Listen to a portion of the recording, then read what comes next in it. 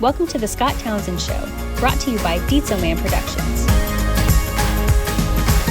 Why do you think guys there's that 3/4 of all suicides are male? Why is that? Does anybody know, or got a guess, or what?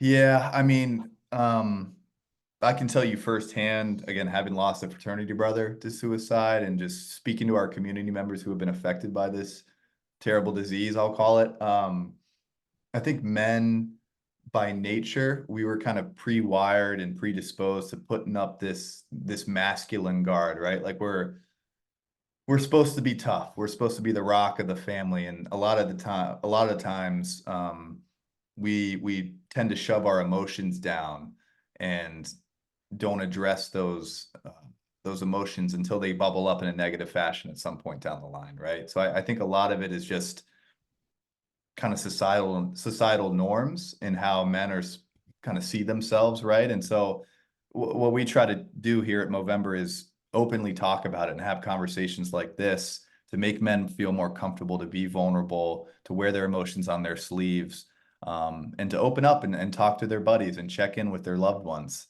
Because ultimately, at the end of the day, you know, as cliche as it sounds, you really aren't alone in this world. And a lot of the times, I think men feel like they are alone and they don't feel comfortable having conversations like this. So that's our whole thing, is just have an open dialogue and be comfortable with yourself.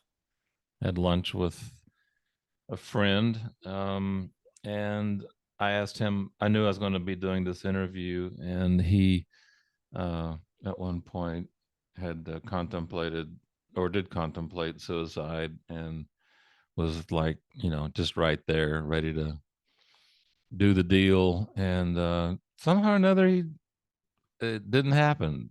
And uh, thank goodness.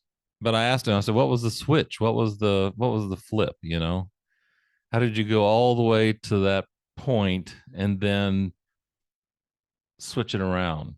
And, and he's not even sure himself, really. But I thought it'd be, I thought it was interesting, his perspective, and about, you know, taking one's life, but Yeah, ultimately being able to turn around and not do it. You don't hear that very often. Once they get to that one point, it seems like you pass the point of no return.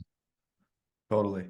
Yeah, and um, I mean, even just recognizing that you've reached that point could be a lifesaver in itself, because at least you still have the awareness, that maybe there's something worth living for. And Mm-hmm.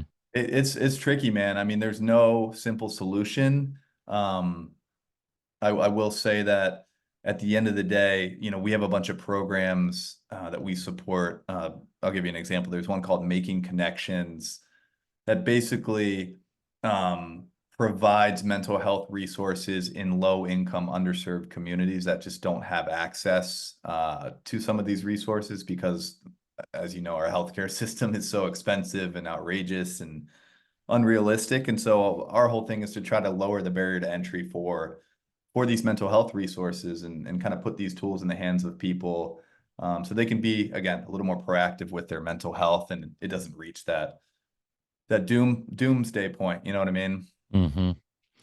The suicide, prostate cancer, testicular cancer. These are all things guys don't really like to talk about stuff much anyway.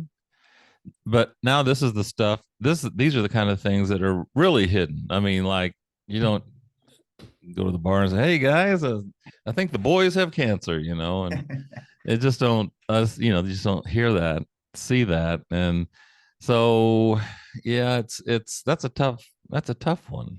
And they're all kind of intertwined, Scott, in a weird way. Like, you talk about a prostate cancer diagnosis, or even you find a lump on your testicles, and that's hanging over you um, for your entire life. Like, it's always in the back of your mind, and then mental health creeps in, and it's all kind of intertwined in a weird way. But yeah, no, you're you're absolutely right. Like, no one's going to be outwardly talking about this. Whereas you know, my wife and her friends have such like a deep support system that they go to each other for everything. They talk about everything, and in a weird way, like Movember is about men's health and the mustache. Like only men can really grow a mustache, right? But we really should model our lives and our support systems after our female counterparts in a weird way.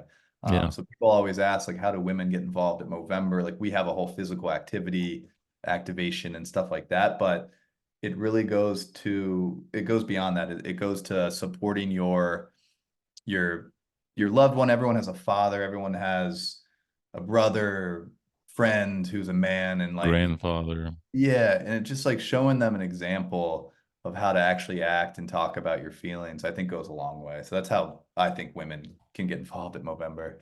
And women have done a really great job with the breast cancer thing. You know, they've really, at first at first it kind of seemed a little, do we want to talk about that? That was years and years and years ago. Now it's just a thing, you know. Yeah, And and like going back to my point, like you see in the NFL, at least they used to do Breast Cancer Awareness Month in October, and all the players were wearing pink cleats and yeah. pink towels and all that. And like that's a prime example of like that's a woman-centric disease, but men have all been affected by it. Same thing with our men's health issues. Like women Hmm. have all been affected by it too. And you'd be Hmm. amazed how many female supporters we have as well. It's No, I'll cool. bet. Hmm. You mentioned community health partners.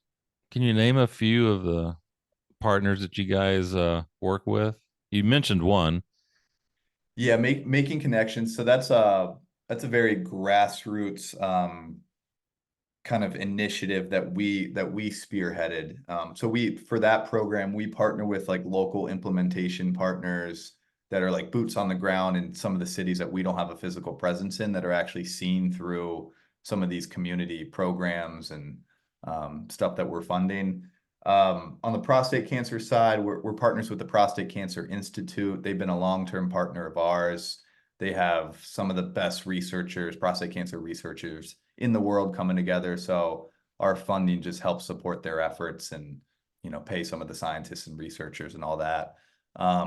Testicular cancer, we have a partner called, it's the True North program. And I'll send you all these resources and links in Okay. case you want to include that in the episode. Sure.